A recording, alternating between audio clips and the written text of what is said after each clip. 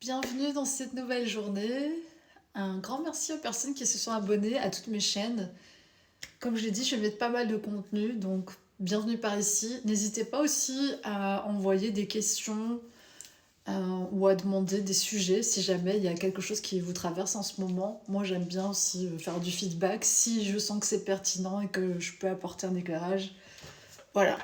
Ceci étant dit, on va sentir un peu les énergies de la matinée, de la journée, en fonction de quand tu regardes cette vidéo. Explosion des sens, on revient dans son cœur, en fait, à un... Par ton ascension, par ton changement énergétique, on est dans deux cartes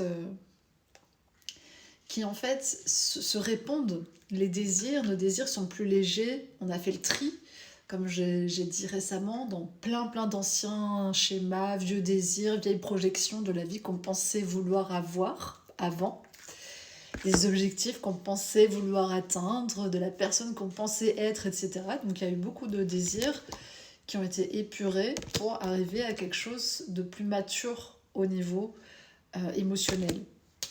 Et l'explosion des sens dans le chakra cœur, c'est en fait ce retour de la puissance d'amour, de la puissance de ressenti.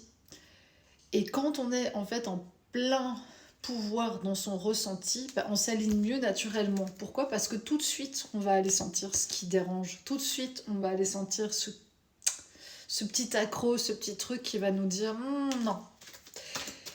Et comme on a tendance à numb, tu vois,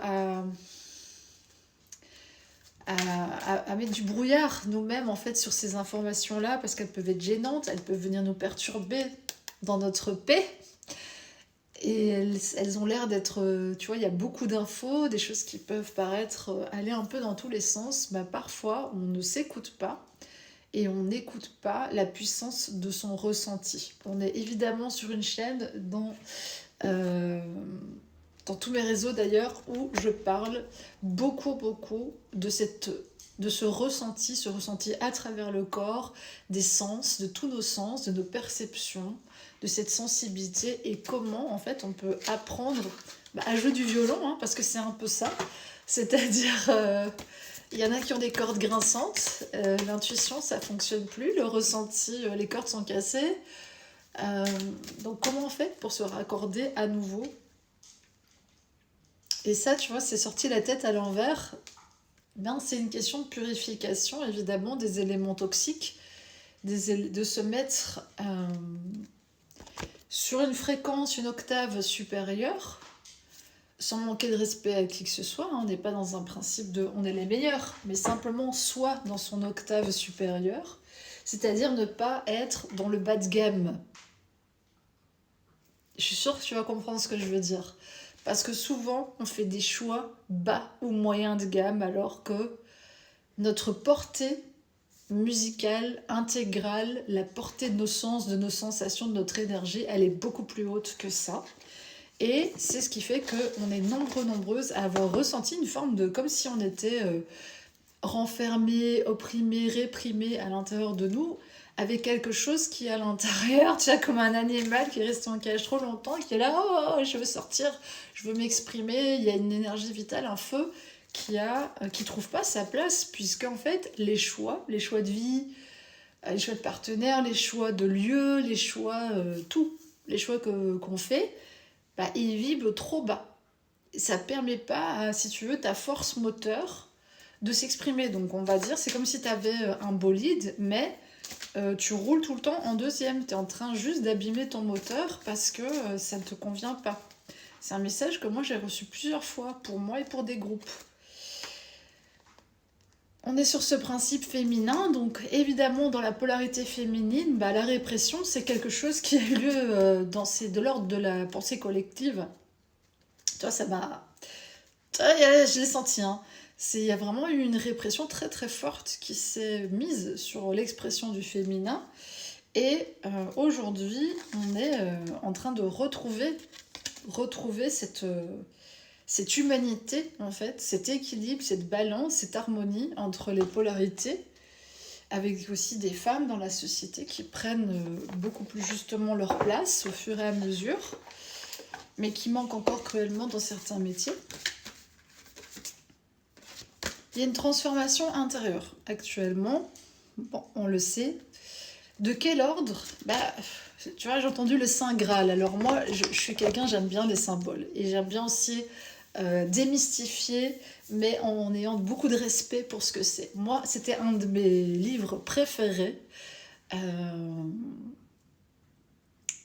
Et j'avais pas d'explication quand j'étais très très jeune, quand j'ai lu ce livre de Barjavel, Merlin l'Enchanteur, et je ne comprenais pas ma fascination moi-même pour ce livre, mais je sentais qu'il y avait quelque chose, tu vois, dans cette quête du Graal qui me parlait vraiment, cette mythologie, cette mystique.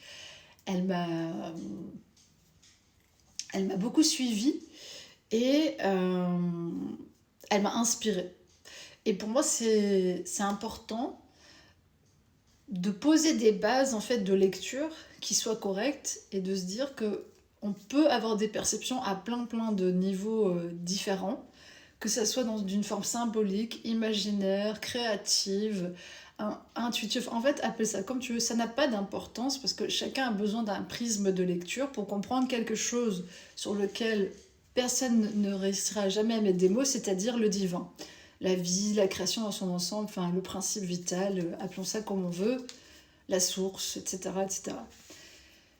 La supraconscience, enfin, tu vois, on pourrait élaborer, nous, dans notre esprit humain, à peu près ce que ça représente. Donc c'est normal qu'on a besoin d'une certaine grille de lecture, mais moi je t'invite à bien choisir les lectures que tu fais, que ce soit dans tes livres, dans tes contenus, et aussi les lectures que tu fais au niveau de ton âme, au niveau des choses que tu choisis finalement consciemment d'aller introspecter. Moi j'ai toujours eu des grandes lignes directrices, des thèmes centraux, majeurs, parce que j'ai constaté qu'il y a beaucoup de gens qui se sont épuisés aussi dans une recherche sans fin, dans mille et un sujets, qui allaient un peu dans tous les sens, sans avoir ce tronc central. C'est pour ça que j'aime beaucoup les arbres. Pour moi, ils nous rappellent à ça, que vraiment, il y a quelque chose de central dans les données qui doit s'élever, faire vraiment cette...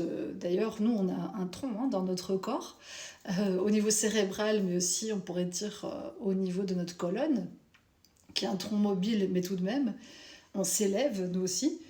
Et il y a cette nécessité de rassembler en fait ces données dans une sorte de banque de données centrale. Et moi, je me suis amusée à le faire avec 2 jeux que je vous présente tout le temps et que vous pouvez retrouver en intégralité toutes les cartes sur mon site.